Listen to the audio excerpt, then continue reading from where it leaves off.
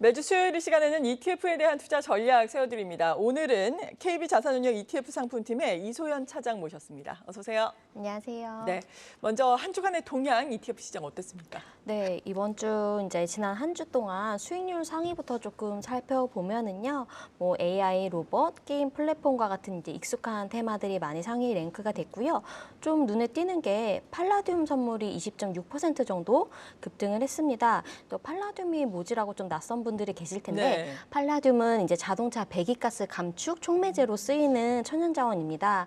원래 이제 러시아 우크라이나 전쟁 때문에 공급 우려가 좀 확산이 되면서 22년 만에 최고치까지 급등을 했지만 이제 백금이 대체제로 사용이 되기 시작을 했고 내연차 생산량이 조금 줄어들면서 가격이 급락을 했고요. 11월까지는 좀 지지부진한 흐름을 보였었어요. 근데 이제 수요 공급이 좀 정상화를 찾다 보니까 지난주에만 팔라듐 자체가 28% 대단하네요. 네, 급등을 했거든요. 그러다 보니까 팔라듐 선물 ETF의 수익률도 좀 돋보이고 있는 상황입니다. 네. 네, 이에 반해서 일주 성과 하위 같은 경우에는 이제 팔라듐 선물이 수익률이 독보적이다 보니까 당연히 인버스가 부진한 흐름을 보이고 있고요. 네. 그다음에 좀 특징적인 게 중국 전기차, 2차 전지, 중국 내수 이런 중국 테마 종목들이 좀 수익률이 4에서 6% 정도 마이너스를 기록하고 있는 상황입니다. 이제 최근에 전해진 소식이 네. 미국 정부가 중국에 이제 지분이 25% 이상 투자된 합작법인이 생산한 전기차에 대해서는 IRA 세액공제에서 제외하겠다라고 좀 밝히면서 중국 전기차나 2차 전지 관련된 것 이제 업종들이 중국 내수 시장에서 성장하는 데 그치겠다라는 우려감이 좀 더해지면서 약간 조금 부진한 흐름을 보였던 것으로 판단됩니다. 네, 그렇군요. 이렇게 주간 수익률 상위 봤는데 한 달 수익률 상위 같은 경우에는 약간 다른가요? 어떻습니까? 네, 조금 다른 모습을 보이고 네. 있어요. 저희 1개월 수익률 상위 표를 함께 보시면 네. 클린 에너지, 뭐 대체 에너지, 유럽 탄소 배출권 이런 친환경 테마들이 좀 눈에 띄는 모습을 볼 수 있습니다. 지난 13일에 유엔 기후 변화 협약 총회가 좀 폐막이 됐는데 이제 한국, 유럽, 영국 등 이제 주요 22개국이 원자력 발전량을 2010년 대비 약 3배 가량 늘리는데 협력을 하면서 친환경 테마들이 좀 돋보이는 모습이고요. 또한 지난주에 FOMC에서 좀 비둘기파적인 모습들이 네. 확인이 됐잖아요. 그래서 이런 기업들이 금리 부담을 낮추는데도 좀 도움을 되면서 관련 ETF들이 강세를 보였었습니다.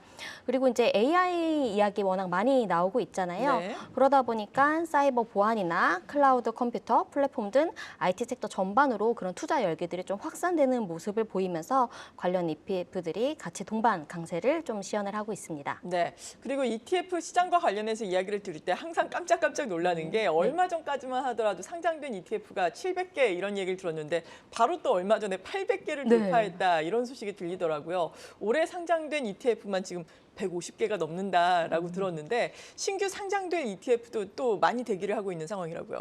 네, 최근 한 달만 해도 14개의 ETF들이 신규 상장이 됐고요. 네. 이제 보시는 것처럼 AI, 반도체 테크, 이제 저희가 익숙한 이제 미국과 한국의 기술주에 투자하는 테마 ETF들이 여전히 많이 신규로 상장을 되고 있습니다. 그 외에는 금융채, 회사채, 채권형 ETF들도 지속해서 신규 상장이 되고 있고요. 이 중에서 조금 눈에 띄는 게 KB스타의 미국채 30년 커버드 콜입니다. 이제 올해 하반기 예탁원 기준으로 개인 투자자들이 가장 이제 해외에서 많이 샀던 이제 투자했던 종목과 ETF 중에 순매수 4위가 잔존만기 20년 이상의 미국채 40종목을 묶은 일명 TLT라는 ETF였어요. 근데 이 KB스타 미국채 30년 커버들 같은 경우에는 여기에다가 콜 옵션을 매도하는 전략을 구사해서 네. 하방 리스크를 일부 상쇄하는 ETF로 좀 만들었습니다.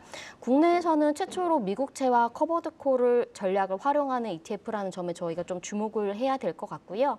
2024년 중에 이제 미국이 경기가 완만하게 연착륙에 성공을 하면서 미국의 기준금리 인하 속도가 굉장히 천천히 진행이 될 것이라고 예상하는 투자자분들이라면 해당 ETF를 좀 고려하시는 것도 좋을 것 같습니다. 네, 채권 ETF와 관련해서 말씀해 주셨는데 이러한 ETF를 활용해서 뭐 800개가 지금 넘으니까 네. 2024년에는 어떻게 전략을 좀 세우면 좋을까요?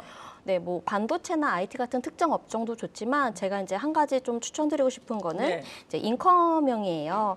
이제 2022년 이후에 주식이랑 채권이 이제 상관관계가 높아지면서 자산 배분의 효과도 좀 후퇴하고 있습니다. 그리고 이제 워낙 기준금리 인상이 빨랐다 보니까 보시는 것처럼 미국 채권의 변동성도 예년보다 지금 커진 상황이에요. 네. 네.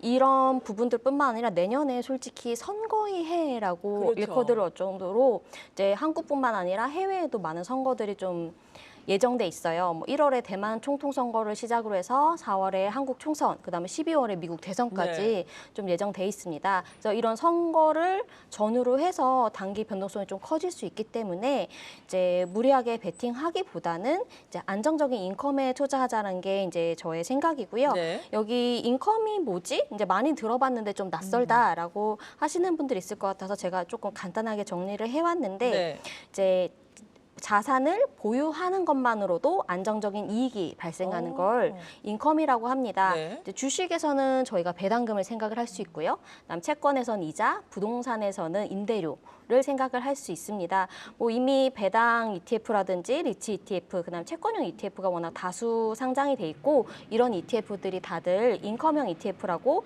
생각하시면 될 것 같아요. 네. 아래 차트 이제 제가 하나 더 준비한 차트 같이 예. 보시면 이제 배당과 같은 인컴은 이렇게 주가가 부진했을 때 이제 기초자산의 수익률을 이제 어느 정도 좀 일부 상쇄해주는 이런 역할을 수행을 하거든요. 이런 부분들을 이제 인컴형 자산이라고 하고 최근에는 이제 이런 전통적인 인컴 자산 외에도 이제 주식이나 채권의 커버드콜 전략을 활용해서 수익률 하단을 방어해주는 커버드콜 ETF가 좀 다수 상장이 네. 되고 있습니다. 그만큼 투자자들의 선택의 폭이 넓어지고 있는 상황이고요. 이런 인컴형 ETF 외에도 이제 월분배 ETF도 좀 있습니다. 이런 인컴이라든 이제 배당, 이자, 임대소득, 콜옵션 매도 프리미엄 등을 활용을 해서 매달 일정 금액을 이제 분배를 먼저 해주는 네. 거예요. 그럼 개인들 입장에서는 특히 이제 은퇴하신 분들 같은 경우에는 이제 생활비가 좀 현금으로 돌면 좋잖아요. 그렇죠. 그럴 때 사용하거나 또는 이제 재투자를 통해서 복리 효과를 극대화할 수 있기 때문에 이런 부분도 같이 보시면 좋을 것 같습니다. 네, 지금까지 KB 자산운용 ETF 상품팀의 이소연 차장이었습니다. 감사합니다. 감사합니다.